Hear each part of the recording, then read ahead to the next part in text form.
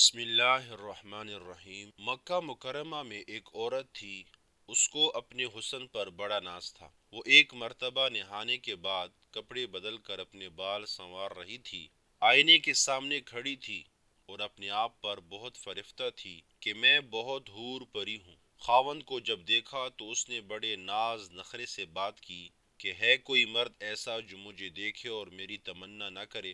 تو خاوند نے کہا کہ ہاں ہے، عبید بن عمیر۔ یہ مسجد نبوی میں مدرس اور خطیب تھے۔ چونکہ میاں بیوی کا تعلق عجیب سا ہوتا ہے، آگے سے کہنے لگی تو دے مجھے اجازت، میں تجھے دکھاتی ہوں وہ پسلتا کیسے ہے۔ اس نے کہا ٹھیک ہے، میں اجازت دیتا ہوں۔ عورت کو اجازت مل گئی اور وہ نکلی، پھر مسجد کے دروازے پر آ کر کھڑی ہو گئی۔ اب جب مولانا عبید بن عمیر رحمۃ اللہ علیہ مسجد نبوی صلی اللہ علیہ وسلم سے باہر نکلے تو عورت نے پہلے اس طریقے سے بات کہی جیسے کوئی مسئلہ پوچھنے کے لیے کھڑی ہو، تو مولانا کھڑے ہو گئے۔ اس دوران اس نے اپنے چہرے سے نقاب کو ہٹا دیا۔ اس کا خیال یہ تھا کہ جب وہ میرے حسن و جمال کو دیکھیں گے تو فرفتہ ہو جائیں گے۔ جیسے ہی اس نے ایسا کیا تو انہوں نے نظر ہٹا دی اور کہا دیکھو کیوں ایسے کام کے بارے میں سوچتی ہو جس سے تمہیں دنیا میں بھی ذلت ملے گی اور آخرت میں بھی ذلت ملے گی۔ یہ الفاظ اتنے درد سے نکلے تھے کہ وہ شرما گئی اور گھر واپس لوٹ آئی۔ شوہر نے پوچھا کیا بنا؟ کہنے لگی کیا مرد ہی نیک ہوتے ہیں؟ عورتیں نیک نہیں ہو سکتی؟ میں بھی نیک بنوں گی۔ اس کی زندگی بدل گئی۔ اس کے بعد روز وہ خاوند سے پوچھتی عشاء کے وقت کہ تمہیں میری ضرورت ہے؟ اگر کہتا ہاں تو وہ وقت خاوند کے ساتھ گزارتی، اور اگر وہ کہتا نہیں تو جبہ پہن لیتی اور ساری رات مصلی پر عبادت کرتی۔ اس کا خاوند کہا کرتا تھا پتہ نہیں عبید بن عمیر نے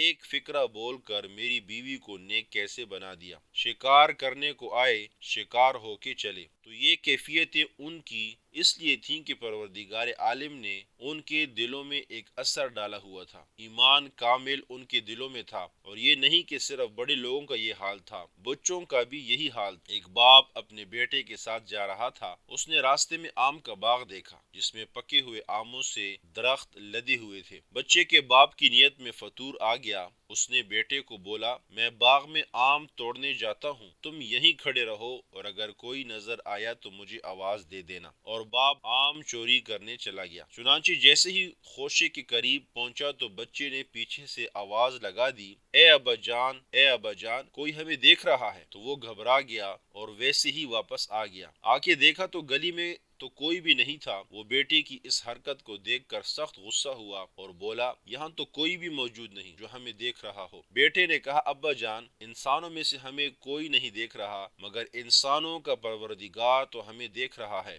چھوٹا بچہ 10 سال کی عمر ہے، تقریباً اس کا بھی یقین ایسا بن گیا تھا، اور یہ یقین خود بخود نہیں بنتا تھا، ماں باپ بناتے تھے۔ داؤد طائی رحمۃ اللہ علیہ ایک بزرگ گزرے ہیں، بڑے محدث بھی تھے اور فقیہ بھی تھے اور مشائخ اور صوفیہ میں سے تھے۔ امام اعظم ابو حنیفہ رحمۃ اللہ علیہ کے ہاں جو 40 خاص شاگرد تھے جو فتویٰ لکھنے میں اور مشورہ دینے میں کام آتے تھے، جو مجلس مشاورت تھی، یہ ان میں سے ایک تھے۔ بہت تقویٰ کے پہاڑ تھے۔ وہ اپنے بارے میں خود بتلاتے ہیں کہ میری عمر 5 سال کی تھی تو میرے ماموں گھر آئے اور کہنے لگے کہ داؤد اللہ کو یاد کر لیا کرو۔ میں نے کہا کیسے یاد کروں؟ ماموں کہنے لگے جب تم بستر پر سونے لگو تو اس وقت تم یہ کہہ لیا کرو کہ اللہ اللہ میرے ساتھ ہے، اللہ مجھے دیکھتا ہے، بس یہ کہہ دیا کرو، پھر سو جایا کرو۔ وہ کہتے ہیں کہ میں نے کہنا شروع کر دیا، پھر کچھ عرصے بعد ماموں سے ملاقات ہوئی تو کہنے لگے اللہ کو یاد کرتے ہو؟ میں نے کہا ہاں۔ وہ کہتے اتنا ہی کافی نہیں بلکہ اب کچھ زیادہ اللہ تعالیٰ کو یاد کرو۔ تو پھر کہنے لگے میں سونے سے پہلے اللہ مجھے دیکھتا ہے، اللہ میرے ساتھ ہے،